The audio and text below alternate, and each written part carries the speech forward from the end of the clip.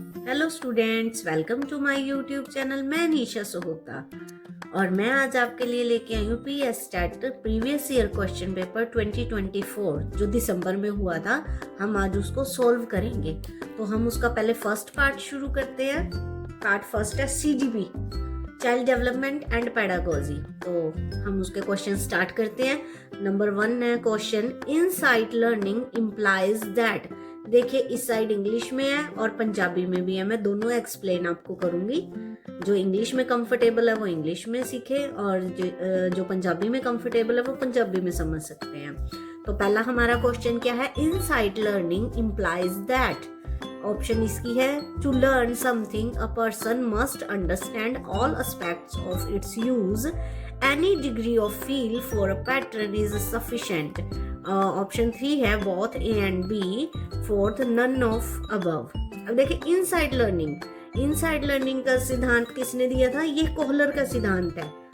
ये कोहलर ने दिया था। अब मैं आपको पंजाबी में एक्सप्लेन करती हूँ। सूझवान सीखण दा मतलब है, नंबर 1, ਕਿਸੇ ਵਿਅਕਤੀ ਨੂੰ ਕੁਝ ਸਿੱਖਣ ਲਈ ਇਸ ਦੀ ਵਰਤੋਂ ਦੇ ਸਾਰੇ ਪਹਿਲੂਆਂ ਨੂੰ ਸਮਝਣਾ ਚਾਹੀਦਾ ਹੈ।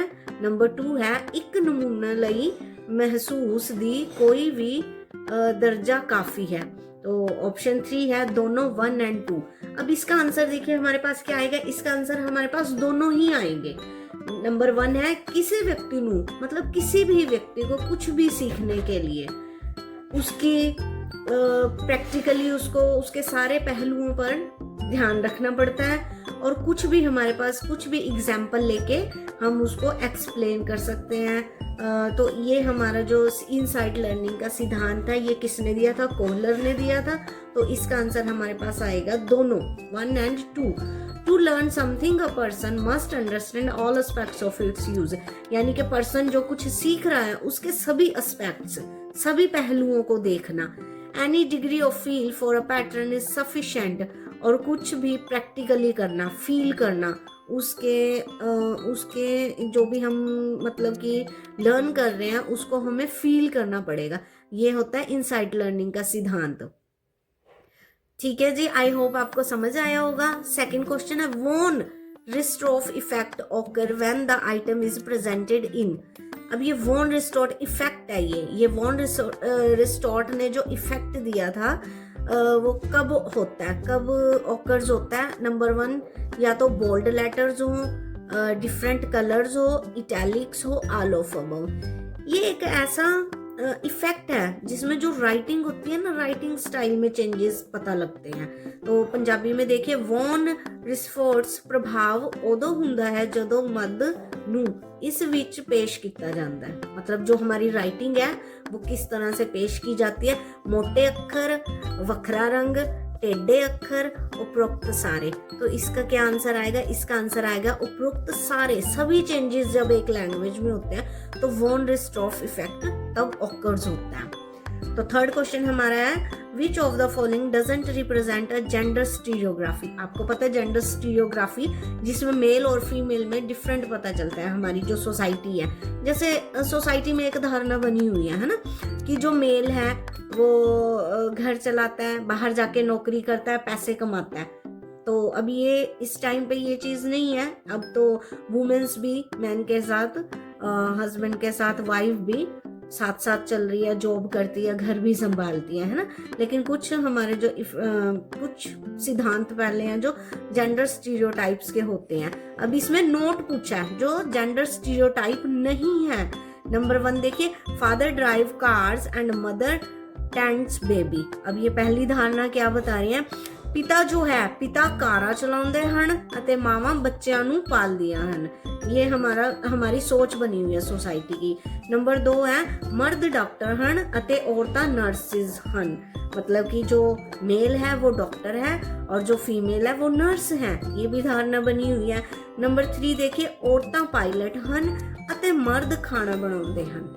अब देखिए, इसमें जो स्टीरियोटाइप है, जेंडर स्टीरियोटाइप है, वो शो नहीं हो रहा है। नहीं पूछ रहे थे ना हमारे से, नोट प्रेजेंट नहीं हो रहा है। क्यों नहीं हो रहा? देखो ये क्या कह रहा है, औरतां पायलट हन।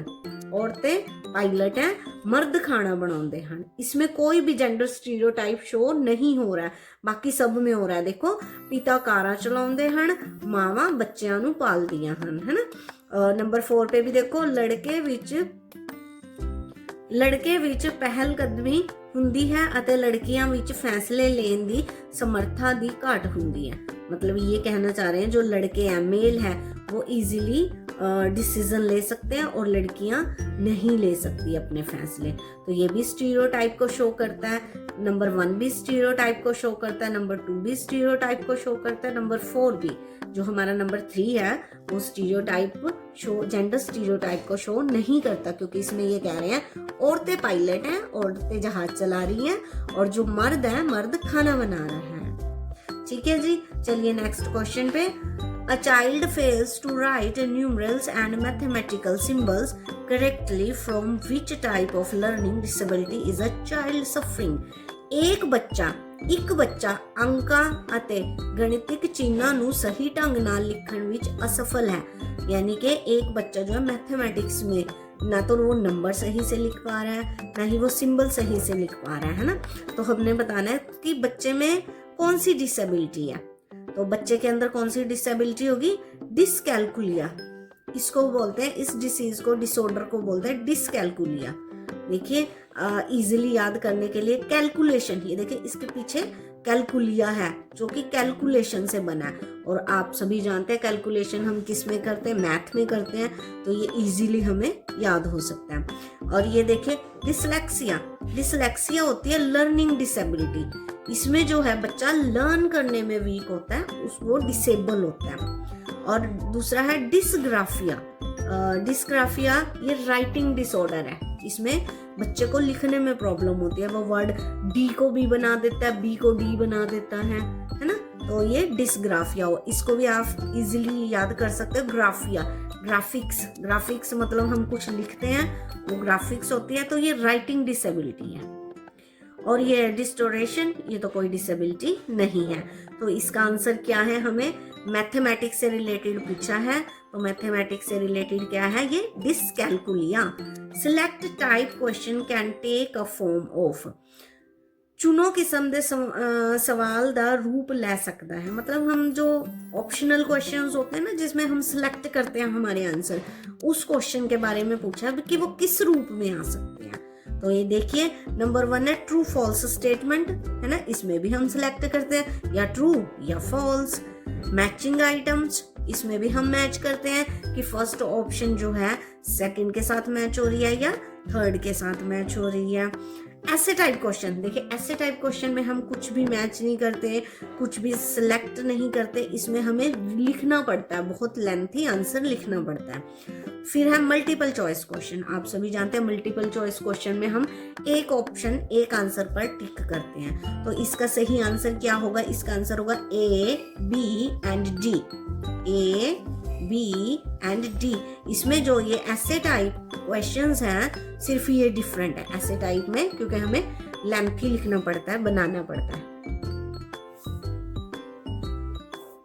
6th क्वेश्चन है हमारा, metalinguistic awareness of language emerge in most children by the age of. ये इस क्वेश्चन में क्या कह रहे हैं? ज्यादातर बच्चों विच भाषा दी प्रभावशाली ज्ञान बारे जागरूकता लगभग किस साल दी उम्र विच उभरदी है।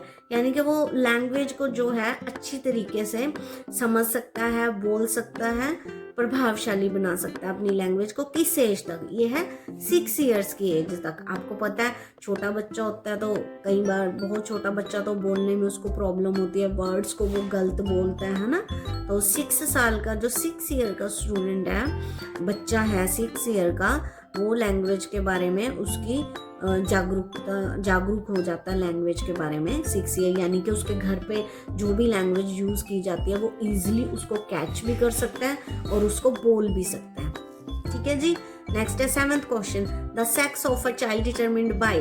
बच्चे दा लिंग इस द्वारा निर्धारित किया जाता है कि बच्चे का जो बच्चा लड़का है या लड़की होगा, ये किस द्वारा निर्धारित किया जाता है? इसका आंसर आएगा वाई क्रोमोसोम पिता द्वारा योगदान पाया, इसका ये आंसर आएगा। जो फादर का वाई क्रोमोसोम जो है वो मिलता है, तब जाके बच्चे का लिंग निर्धारित होता है। 8th क्वेश्चन है, while learning vocabulary lists who tend to make more error of commission। शब्दावली सूचियां सीखण वेले कौन कमीशन दियां ज्यादा गलतियां करता है? कौन सबसे ज्यादा गलतियां करता है? Impulsive children, reflective children, special children, toddler childrens. तो इसका आंसर आएगा टोडलर चिल्ड्रंस, जो बहुत ज्यादा छोटे होते हैं। जब कोई भी वोकैबुलरी हम उनको सिखा रहे हैं ना, तो सबसे ज्यादा गलती कौन करेगा? जो टोडलर्स होंगे, छोटे बच्चे होंगे। जैसे हम उनको कुछ डिक्टेशन वर्ड्स दे देते हैं इंग्लिश में, वो करेंगे, तो ज्यादातर टोडलर्स क्या करते हैं? स्पेलिंग मिस्टेक्स करते हैं। तो इसका आंसर आएगा छोटे बच्चे। Which of the following doesn't coincide with the idea that learning of one behavior is prerequisite to the learning of another behavior? तो पंजाबी में देखिए क्वेश्चन, हेठा दिते विचों केड़ा इस विचार नाल मेल नहीं खांदा कि एक व्यवहार नू सीखना दूजे व्यवहार नू सीखण लई पूर्व लोड़ींदा है। यानी कि हम कुछ सीख रहे हैं, है ना, उसको सीखने के लिए जो हमारा पूर्व ज्ञान है, पूर्व ज्ञान हमारा पहले की नॉलेज, मतलब उस चीज के बारे में जो हमारी नॉलेज है वो होनी चाहिए या नहीं। इसमें से कौन सा सेंटेंस इससे मेल नहीं खाता? नंबर 1, सानू तुरन तो पहला रेंगन दे योग होना चाहिए। आपको पता है ना, जब छोटा बेबी होता है वो चलना सीखता है, पहले तो वो ऐसे ही जमीन पे चलता है ना, रेंगता है वो छोटा। फिर जोड़न तो पहला गिनती करो। सेकंड देखो, जोड़ के सम, प्लस एडिशन के सम करने से पहले किसी भी स्टूडेंट्स को, बच्चे को, छोटे बच्चे को पहले गिनती सिखाई जाती है, तभी वो जोड़ना सीखता है। नंबर 3 है, शब्दकोश दी वरतों करन तो पहला अखरां नू जानो। यानी कि किसी भी शब्दकोश की वरतों, कोई भी हम बड़े शब्द को पढ़ रहे हैं या उसका यूज कर रहे हैं, उससे पहले हमें अक्षरों की पहचान होगी ना, तभी तो हम कर पाएंगे, तभी कोई बच्चा पढ़ पाता है ना। जैसे कि कोई भी वर्ड हिंदी में लिखा है, पहले वो हिंदी के अक्षरों को जोड़ेगा, उसके बाद उसको उसकी वरतों करेगा या वो अपने टीचर को बताएगा कि ये लिखा हुआ है। वाक लिखन तो पहला पैराग्राफ पढ़ो। अब देखिए, नहीं पूछा था ना, नहीं वाला, ये सभी सही है कि हमें चलने से पहले रेंगना आना चाहिए, जोड़ने से पहले हमें गिनती करनी चाहिए, और शब्दकोश की वरतों करन तो पहला अखरां नू जानना चाहिए। लेकिन 4th देखिए, वाक लिखन तो पहला पैराग्राफ पढ़ो। ये क्या कह रहा है? पैराग्राफ पहले पढ़ो और फिर वाक लिखो।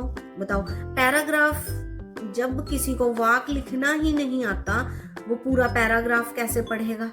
नहीं पढ़ सकता, बिल्कुल भी नहीं पढ़ सकता, क्योंकि वो पहले अक्षरों की पहचान करेगा, फिर शब्दों को जोड़ना सीखेगा, उसको पढ़ना सीखेगा, तब जाके वो पैराग्राफ लिखेगा। ये कह रहा पहले पैराग्राफ लिखो फिर वाक लिखो। वाक लिखन तो पहले पैराग्राफ लिखो फिर सेंटेंसेस लिखो, तो ये बिल्कुल गलत है। तो इसका सही आंसर क्या हुआ? यही आंसर हुआ, क्योंकि ये नोट पूछा था, नेगेटिव पूछा था। Learning with understanding is quicker, exhibit superior retention both A and 2 for none of above। देखो क्या कह रहा है, समझ नाल सीखना, समझ के कोई चीज सीखना तेज हुंदा है, उत्तम धारण नू प्रदर्शित करता है, दोनों एक ते दो उपरोक्त विचों कोई नहीं। ये बात सही कह रहा है। समझ नाल सीखना, पहले हमें कोई भी चीज समझनी पड़ती है, फिर हम उसको बेस्ट तरीके से सीख सकते हैं। तो ये क्या होता है? ये तेज होता है, सही है। ये भी उत्तम धारण नू प्रदर्शित करता है, मतलब कि हमारी जो सीखने की कैपेसिटी है उसको प्रदर्शित करता है। तो इसका आंसर क्या आएगा? ये दोनों आएंगे, इसके आंसर दोनों होंगे। 11 क्वेश्चन है, needs lying at the bottom of Maslow's hierarchical structures. आपको पता है मास्लो का सिद्धांत, मास्लो ने 5 हायरार्किकल स्ट्रक्चर्स दिए हैं, बॉटम से लेके अप तक जाते हैं वो। 5 टोटल स्ट्रक्चर है हमारा, 5 मास्लोज का हायरार्किकल स्ट्रक्चर है, जो उसमें 5 नियम दिए हुए हैं, 5 लॉ हैं उसमें। तो ये पूछ रहा है सबसे बॉटम, लोड़ां दे मामले दे ਲੋੜੀਵਾਰ ਢਾਂਚੇ ਦੇ ਹੇਠਲੇ हिस्से ਵਿੱਚ ਪਾਈਆਂ ਲੋੜਾਂ ਹਨ।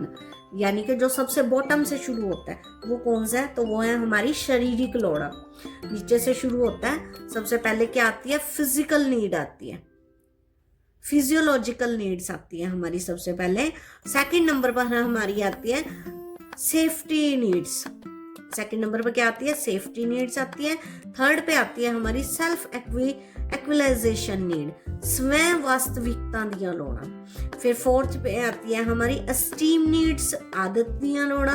और नंबर फिफ्थ, यहाँ पर सिर्फ 4 ही दी हुई है, मैंने आपको 5 की 5 के नेम बता दिए हैं। नंबर फिफ्थ पर आती है सेल्फ एक्चुअलाइजेशन। ठीक है जी, ये 5 होती है हमारे पास।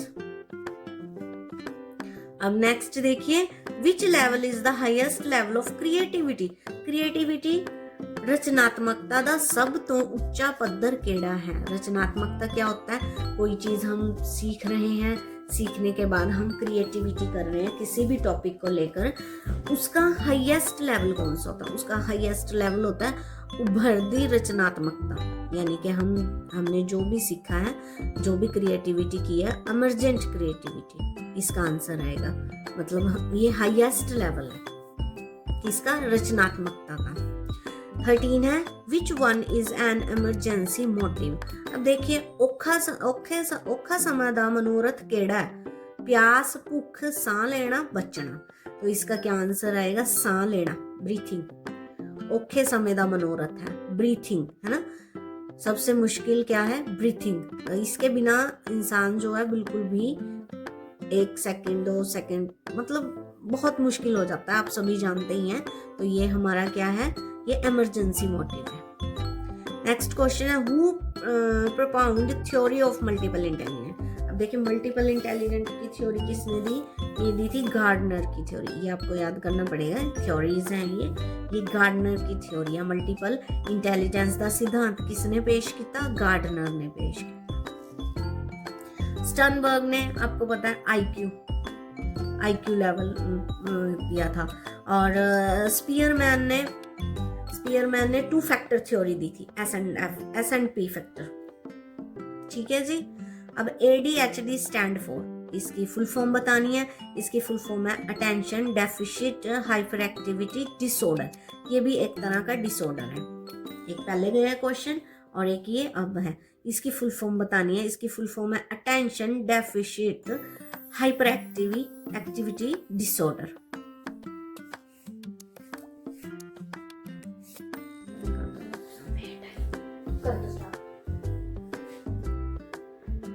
Which of the next question है, which of the following cannot be related to simple problem solving। अब देखिए, नॉट रिलेटेड बता रहे हैं, not related, simple problem solving method से रिलेटेड नहीं है। हेठा दिते विचों केड़ा साधारण समस्या हल करन नाल संबंधित नहीं हो सकता। देखिए, आई शैल ड्राइव और वॉक टू वर्क, कि मैं काम लई गड्डी चलावां या पैदल चला। ठीक है, ये है, सिंपल है। कि मैं शाम नू किताब पढ़दियां या फिल्म देख के बितावां। थर्ड है कि मैं अपने बेटे नू कॉलेज जाण लई उत्साहित करां। कि मैं अज काला या नीला पैंट पहनांगा। कि मैं आज काला या नीला पैंट पहनूंगा। ये भी देखिए, ये भी सिंपल प्रॉब्लम है। और ये जो है, ये सिंपल प्रॉब्लम सॉल्विंग नहीं है। कि मैं अपने बेटे नू कॉलेज जाण लई उत्साहित करां। क्यों नहीं है ये सिंपल प्रॉब्लम। बाकी सभी प्रॉब्लम्स जो हैं वो बिल्कुल सिंपल प्रॉब्लम सॉल्विंग हो सकती है, सिंपल है। और ये क्यों नहीं हो सकती, क्योंकि कि मैं अपने बेटे को कॉलेज जाने लई उत्साहित करा, आप अपनी मर्जी से नहीं कर सकते हैं। जब तक आपके बच्चे की चॉइस है कॉलेज जाना है या नहीं जाना, वो उस पर डिपेंड करता है, इसलिए सिंपल सॉल्विंग नहीं है। नेक्स्ट है which of the following is an internal factor influencing child's growth and development. बच्चे को कौन सा इंटरनल फैक्टर जो है बच्चे की ग्रोथ और डेवलपमेंट को इन्फ्लुएंस करता है। इंटरनल फैक्टर बताना है। इंटरनल फैक्टर आप सभी जानते हैं, इंटरनल फैक्टर हेरिडिटी होता है, खानदानी। ठीक है जी। माता का परिवार समायोजन, मदर्स फैमिली एडजस्टमेंट नहीं, फ्रेंड्स नहीं, रिलीजियस इंस्टीट्यूट, ये सारे आउटर हैं। इन्होंने पूछा इंटरनल फैक्टर। इंटरनल फैक्टर क्या होती है? हेरिडिटी। हेरिडिटी का मतलब जैसे कि कोई बच्चा है, उसकी आईज जो है ब्लू है, उसकी आईज ब्लू क्यों है? क्योंकि उसके फादर की आईज ब्लू है, ये हेरिडिटी होती है ना। किसी बच्चे की जो हाइट है वो अपने पापा पे गई है, वो फिर क्या बोलते हैं? वो हेरिडिटी है उसके क्योंकि उसके फादर जो है उनकी हाइट अच्छी है, तो वो बच्चा है, बच्चे की हाइट भी अपने पापा पे गई है। बालों का रंग, आंखों का रंग, ये सभी किस पे डिपेंड करता है? ये हेरिडिटी पे डिपेंड करता है। नेक्स्ट देखिए, peer culture is more powerful in defining issue of. Peer culture, पहले तो आप पीयर देखिए, पीयर क्या होता है? जो पीयर कल्चर में हमारे जितने भी स्टूडेंट्स हैं, मतलब टीनेज, किशोरावस्था वाले सारे बच्चे, टीनेजर्स, वो सभी उसमें आते हैं। तो ये कह रहे पीयर कल्चर केड़े मुद्दਿਆਂ ਨੂੰ परिभाषित ਕਰਨ ਵਿੱਚ ਵਧੇਰੇ शक्तिशाली है? तो ये है शैली ਅਤੇ समाजकता, स्टाइल ਅਤੇ सोशलाइजेशन। स्टाइल एंड सोशलाइजेशन, देखो जब बच्चा टीनेज होता है, टीनेज और यंग होता है, तो मोस्टली वो क्या, उसको सोशलाइजिंग बड़ी अच्छी लगती है, फ्रेंड्स बनाना, फ्रेंड्स के साथ घूमना, ग्रुप में रहना, उसी को ही पीयर कल्चर बोलते हैं। स्कूल में ग्रुप बनाना, कॉलेजेस में ग्रुप बनाना, है ना। तो उस टाइम पे बच्चे में सबसे ज्यादा क्या चीज शक्तिशाली होती है? सबसे ज्यादा क्या चीज इफेक्ट होती है? तो वो स्टाइल। उस टाइम आपको पता है बच्चा है ना अपना स्टाइल देखता है और सोशलाइजिंग देखते हैं, तो इसका यही आंसर आएगा। A problem can be considered solved beyond reasonable doubt when and only when। ਕਿਸੇ ਸਮੱਸਿਆ ਨੂੰ ਵਾਜਬ ਸ਼ੱਕ ਤੋਂ ਪਰੇ ਹੱਲ ਸਮੱਸਿਆ ਸਮਝਿਆ ਜਾ ਸਕਦਾ है ਜਦੋਂ ਅਤੇ केवल उदो। नंबर 1, कब समझा जा सकता है? ये कह रहा है किसी भी प्रॉब्लम को हल, प्रॉब्लम का वाजब शक तो परे हल, मतलब कि बिना किसी डाउट के हल समझा जा सकता है। कब? नंबर 1, एक प्रस्तावित हल एक नमूना पेश करता है जो प्राप्त किए गए सारे डेटा ਨੂੰ मेल खाता है। ये तब समझा जाता है जब हम उससे रिलेटेड हम इंफॉर्मेशन इकट्ठी करते हैं। कोई भी इंफॉर्मेशन हम उससे रिलेटेड इकट्ठी करेंगे, सारा डेटा जो होगा जो उस प्रॉब्लम से मेल खाता होगा। ये देखिए सारे डेटा ਨੂੰ मेल खांदा है ना। नंबर 2, अजिहा कोई डेटा नहीं है जो उस प्रस्ताव नाल असंगत हो, यानी कि हमने जो भी इंक्वायरी की है, किसी से रिलेटेड जो भी खोज की है, उसमें कोई भी ऐसा डेटा से रिलेटेड ना हो। तो इसका क्या आंसर आएगा? ए एंड बी दोनों इसके आंसर है। आई होप आपको ये सभी क्वेश्चन समझ आए होंगे। नेक्स्ट क्वेश्चन जल्द ही मैं नेक्स्ट वीडियो में आपके लिए लेकर आऊंगी। Thank you so much.